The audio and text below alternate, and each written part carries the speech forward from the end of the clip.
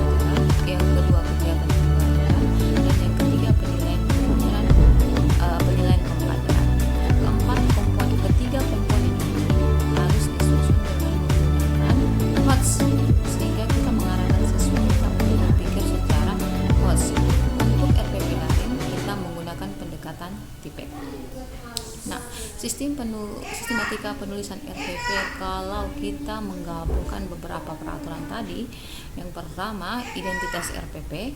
Di dalam identitas RPP ini dia memuat nama sekolah, mata pelajaran, kelas, semester, materi pokok, dan alokasi waktu. Yang kedua, KD dan IPK. KD ini harus sesuai dengan Permendikbud nomor 37 tahun 2018 untuk mata pelajaran umum, dan untuk mata pelajaran bahasa Arab dan mata pelajaran agama berdasarkan KMA nomor 183 tahun 2019. IPK yang disusun dalam RPP adalah ada 3, yaitu IPK penunjang, inti, dan pengayaan, yang semuanya harus berbasis WOTS. Yang ketiga, model pendekatan dan metode.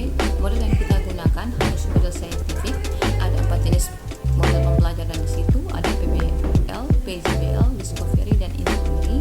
Kemudian pendekatan yang kita gunakan pendekatan TIPEC, sedangkan metode yang kita pakai metode sinkronus dan asinkronus. Untuk media, alat, dan bahan pembelajaran silahkan dimasukkan seperti laptop, HP, aplikasi pembelajaran daring. Begitu juga dengan sumber belajar, bisa menggunakan video pembelajaran dan internet. Nah, untuk langkah-langkah pembelajaran ini kita bagi menjadi 2. Langkah pembelajaran pada kegiatan sinkronus yang terdiri dari pendahuluan, inti, dan penutup, di mana kita bisa menggunakan aplikasi tatap maya seperti Zoom dan lain-lain, dan memanfaatkan aplikasi pembelajaran seperti Mentimeter dan lain-lain dalam pendampingan pembelajaran.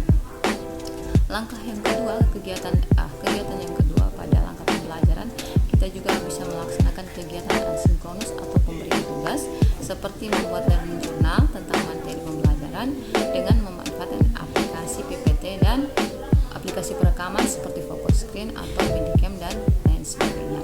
Yang berikut penilaian juga harus berbasis WOS pada penilaian sikap, pengetahuan, dan keterampilan dengan menggunakan KKO yang sudah ada menurut Blossom. Kemudian yang terakhir, lampiran-lampiran ini jika diperlukan. Baik, saya akan membahas tentang contoh RPP daring. Yang pertama adalah menyebutkan identitas dulu.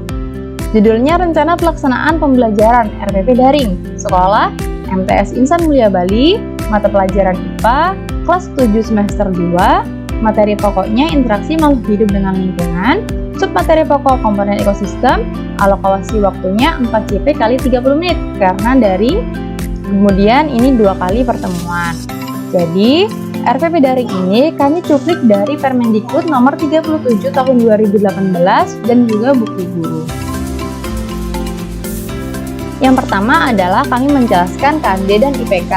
KD pengetahuan yang kami pakai 3.7, yaitu menganalisis interaksi antara makhluk hidup dan lingkungannya serta dinamika populasi akibat interaksi tersebut. Dari KD ini, kami dapat menentukan IPK penunjang dan IPK kunci. Di sini IPK penunjangnya menjelaskan konsep lingkungan dan komponen-komponennya. Kemudian yang kedua, mengelompokkan komponen biotik dan abiotik pada suatu ekosistem. Penjelasan ini termasuk C1, mengelompokkan termasuk C2. Kemudian untuk IPK kuncinya, menganalisis hubungan antara komponen biotik dan abiotik dalam ekosistem di lingkungan sekitar, menganalisis merupakan C4. Selanjutnya untuk keterampilan, yaitu menyajikan hasil pengamatan terhadap interaksi makhluk hidup dan lingkungan sekitarnya. Untuk IPK penunjangnya, yaitu melakukan pengamatan lingkungan pada ekosistem sawah, kebun, dan sungai, serta mengidentifikasi komponen biotik dan abiotik pada masing-masing ekosistem. Untuk IPK kuncinya, menyajikan hasil pengamatan melalui learning journal dan dipresentasikan dengan slide PowerPoint dalam bentuk video MP4. Selanjutnya untuk model pendekatan strategi, metode, dan teknik ini tergantung kepada materi Bapak dan Ibu sekalian. Saya menggunakan model project based learning, pendekatannya saintifik dan TIPEC, strateginya learning journal, metodenya sinkronus dan asinkronus, dan tekniknya menggunakan Mentimeter. Selanjutnya penyusunan tujuan pembelajaran. Tujuan pembelajaran ini disusun dari menyebutkan model, pendekatan, strategi, metode, dan tekniknya, kemudian diikuti dengan kalimat peserta didik mampu.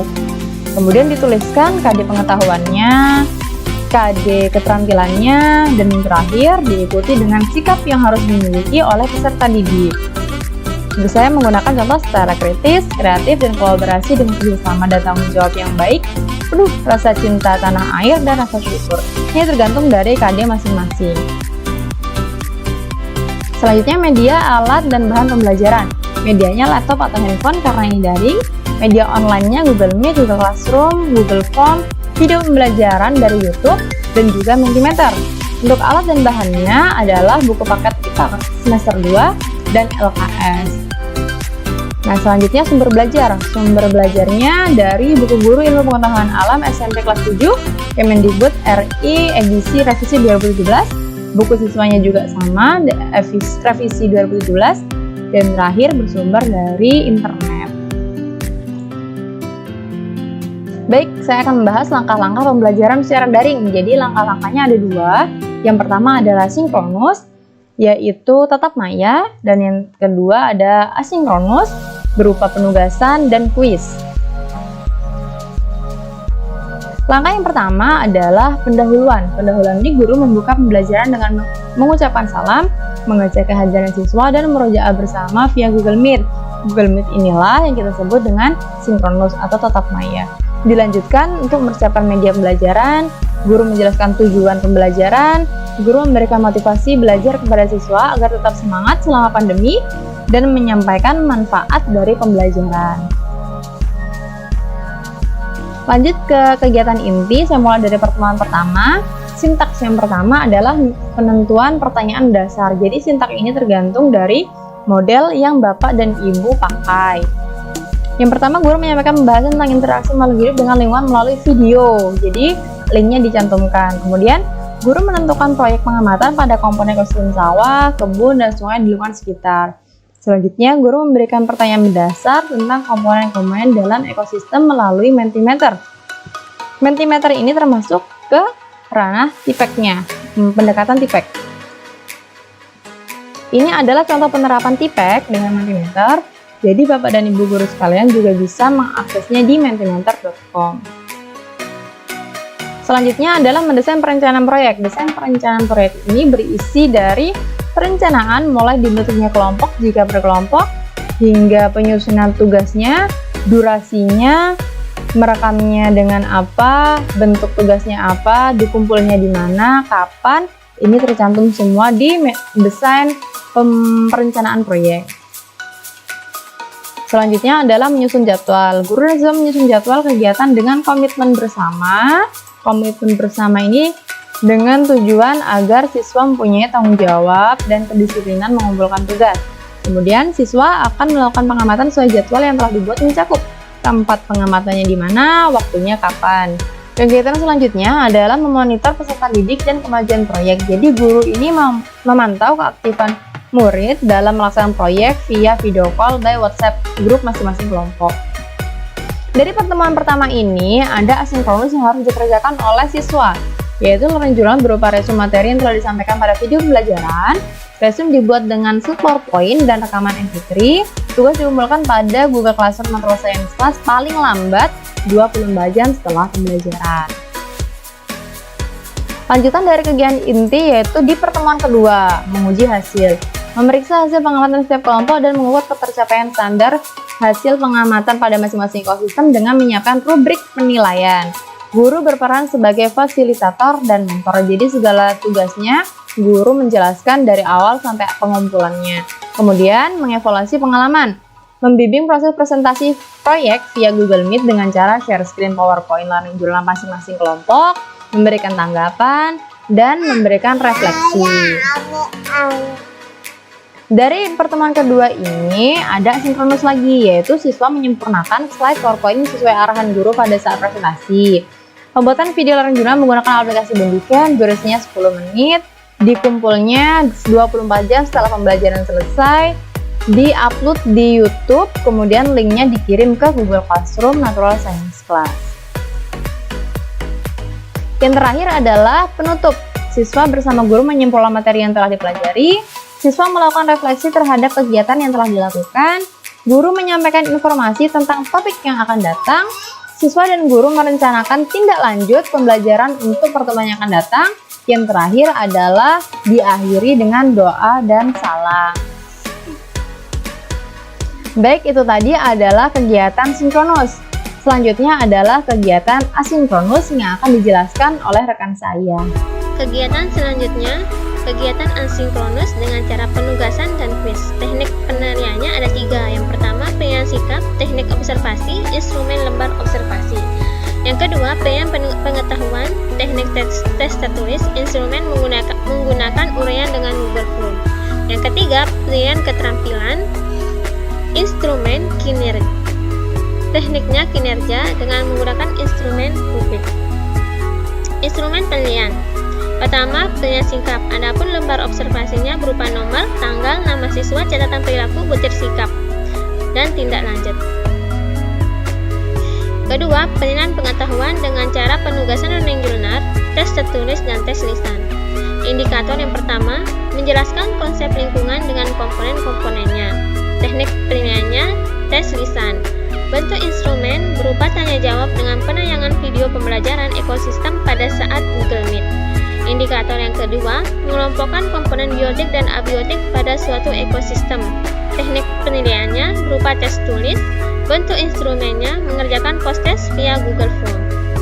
Indikator yang terakhir, menganalisis hubungan antara komponen biotik dan abiotik dalam ekosistem di lingkungan sekitar. Teknik penilaiannya menggunakan learning journal. Bentuk instrumennya resum materi dengan slide PowerPoint. Penilaian keterampilan, teknik kinerja. Lembar observasinya ada nomor, nama siswa, indikator yang dinilai. Di sini ada 2 indikator, 1 dan 2, dan jumlah skor.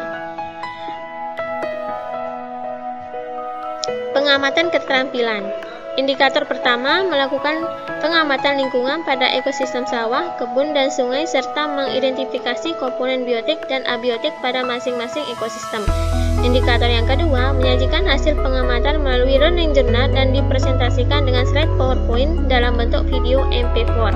Hasil penilaiannya ada 4, sangat baik, 4 poin, baik 3, cukup 2, perlu pendampingan 1 poin. Rubrik penilaian keterampilan. Indikator yang pertama, melakukan pengamatan lingkungan pada ekosistem sawah, kebun, dan sungai, serta mengidentifikasi komponen biotik dan abiotik pada masing-masing ekosistem.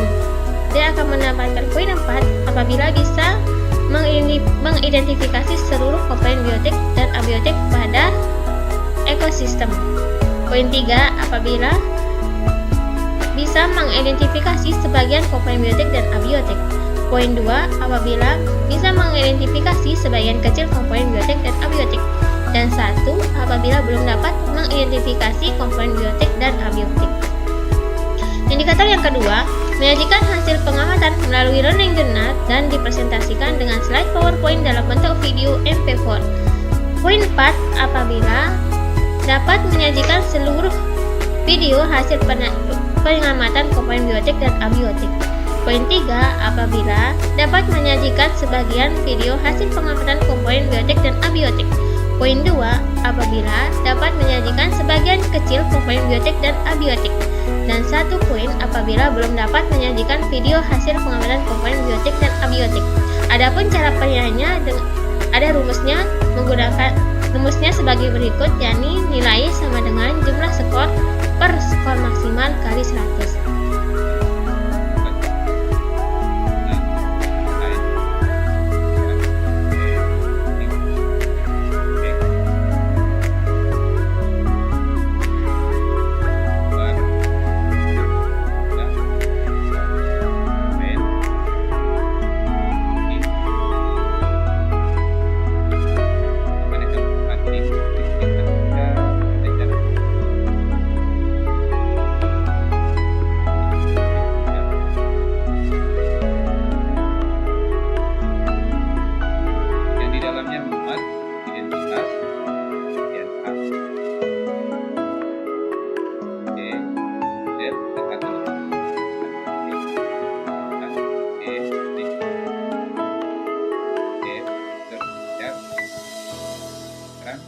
dan G. Denny. Perlu diketahui bahwasanya di dalam RPP yang dan